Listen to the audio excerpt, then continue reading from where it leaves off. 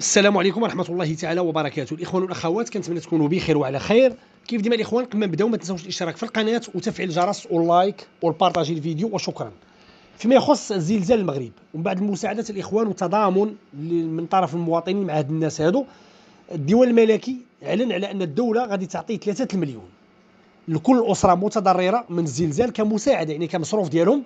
أما فيما يخص إعادة الإعمار واللي هو مهم بزاف باش هاد الناس ما يبقاوش في الشارع، الدولة غادي تعطي لكل عائلة نهار ليها المسكن ديالها كامل، يعني كليا غتعطيهم 14 مليون، يعني تقريبا 14000 ديال الأورو، والناس باش يديروا إعادة البناء، والناس اللي البيوت ديالهم تضرات يعني خصهم يعاودوا يصلحوها غادي تعطيهم 8 ديال المليون، يعني تقريبا 8000 ديال الأورو.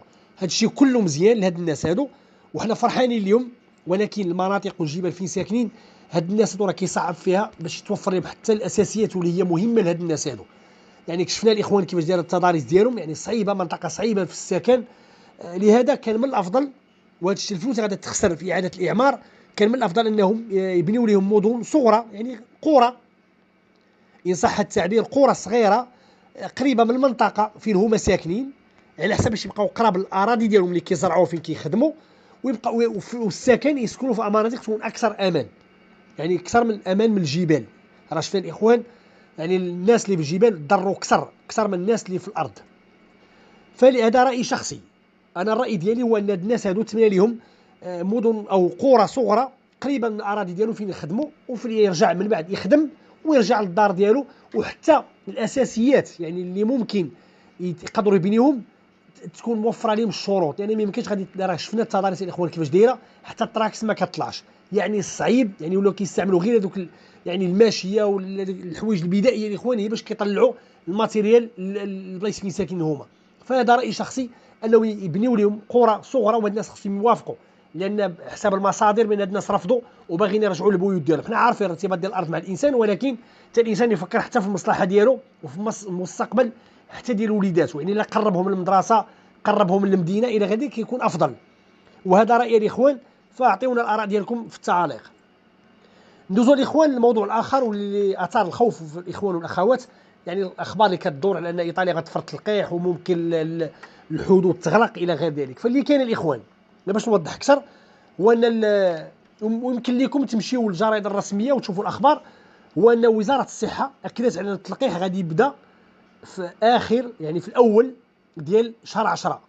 وهذا التلقيح هو ضد الكوفيد وايضا حتى الانفلونزا، لان الشركه ديال موديرنا ومع فايزر قالوا بان التلقيح ديالهم ديال هذه السنه هذه هو ضد الكوفيد اوميكرون، في نفس الوقت صالح حتى الانفلونزا.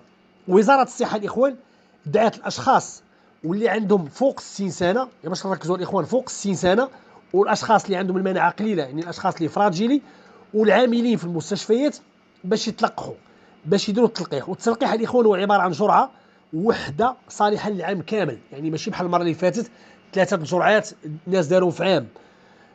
يعني الهدف هذا اختيارات كتبقى، لان علاش اختيارات؟ لان لحد الساعه وزاره الصحه الاخوان ما فرضتش التلقيح، ماشي اوبليغاتوريو باش تمشي تلقح. هما تكلموا غير مع الناس هادو اللي ذكرناهم، اللي باغي ياخذها يمشي للصيدليه او لا يمشي عند الطبيب ديالو ديال العائله وبالمجان، يعني ما كاينش الخلاص. هذا هو التصريح الاخوان ديال وزير الصحه. اللي زاد يعني على حساب ان باش غادي يفتحوا البلايص فين كانوا كيديروا التلقيح في الاول، ما كاينش هادشي الاخوان. التلقيح كاين في الصيدليات وكاين عند طبيب ديال العائله. بالنسبه للحدود ما كاين حتى شي حاجه الاخوان، ما تكلموش عن نهائيا، تكلموا على التلقيح وقالوا بان التلقيح راه ماشي ضروري، يعني ما مفروضش عليك بانك تلقح. فلهذا يعني لو ان ما مفروضش التلقيح فما غاديش يطلبوا لك في الديوانه، نهار كيطلبوا نهار يفرضوا شي حاجه اوكي كيطلبوا لك في الديوانه التلقيح. هذا هو التوضيحات الاخوان ديال وزاره الصحه. هذا الشيء اللي كاين، ما تكلموا لا على حدود ولا على حتى شي حاجه، غير باش الاخوان يطمئنوا في السفر ديالهم. فإذا كان اي جديد غادي نخبركم به ان شاء الله. قانون الموازنه السنه ديال 2024 اللي كيخص على حساب التقاعد، فميلوني الاخوان بخصوص البنسيوني غادي يخليو لا كوطا تشينطو طري، هي باش غادي يخدموا العام الجاي 62 عام بالنسبه للتقاعد. بالنسبه للاخوان يعني الناس اللي وصلوا ل 62 سنه باش ياخذوا التقاعد ديالهم خاصهم يكونوا خدموا 41 سنه ديال الضرائب، يعني 41 زائد 62 103. هذا هو الا كتسمع القانون او لا كووطا تشينطوطري، المعنى ديالها هو هذا: 62 عام زائد 41 كتعطيك 103.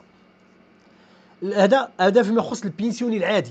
فيما يخص البنسيوني اب سوتشالي اللي كيعطيك الحق انك تطلب التقاعد مسبقا، كيف قلت انك تطلب البنسيوني انتيتشيباتو، ولكن بشرط انك توصل للسن ديال 63 سنه وتكون خلصت ما بين 30 عام و35 عام ديال الضرائب. هنا من حقك انك تطلب البنسيوني انتيتشيباتو. اما فيما يخص لوبسيوني دونا على حسب التقاعد الخاص بالنساء، واللي كان من قبل هو 35 سنه ديال الضرائب وتوصل السيده 57 سنه. هذا القانون ميلوني باغا تغيره، ولكن لحد الساعه باقي ما كاينش فيه الجديد الاخوان، كتكلم عليه ولكن لا جديد لحد الساعه. اما بنسيوني المينيما فمازال في 20 سنه ديال الضرائب وتكون وصلت 67 سنه، او تكون خدمت 15 سنه ديال الضرائب ولكن تكون خدمتي خدمه ثقيله، او الخدامي ديال الليل كتكون خدمتي الليل بزاف. هنا عندك حق انك تطلب المينيما في 15 سنه ديال الضرائب، ولكن بشرط توصل ل 67 عام ديال الضرائب.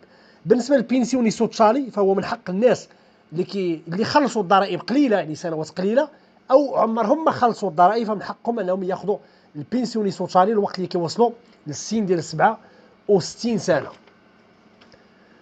بالنسبه للماتاريلا الاخوان، هذه اول مره الرئيس الايطالي ماتاريلا ولاول مره كيخرج بتصريح ضد الحكومه، ضد حكومه ميلوني، لانه شاف يعني تقريبا ان الوضع ما بقاش كيبشر بالخير كما كتشوفوا الاخوان، وخايف يعني الرئيس الايطالي خايف بان توقع ازمه اجتماعيه، لان بعض الموضوع بداو كيحتجوا بزاف منهم نابولي، من بعض المدن الاخرى بداو كيخرجوا مره وكيحتجوا، بداو كيحتجوا حتى في المواقع ديال السوشيال ميديا وكيدعوا الوقفات، وقالوا بان نهار 30 شهر 9 الا تفاهمنا نخرجوا للشارع.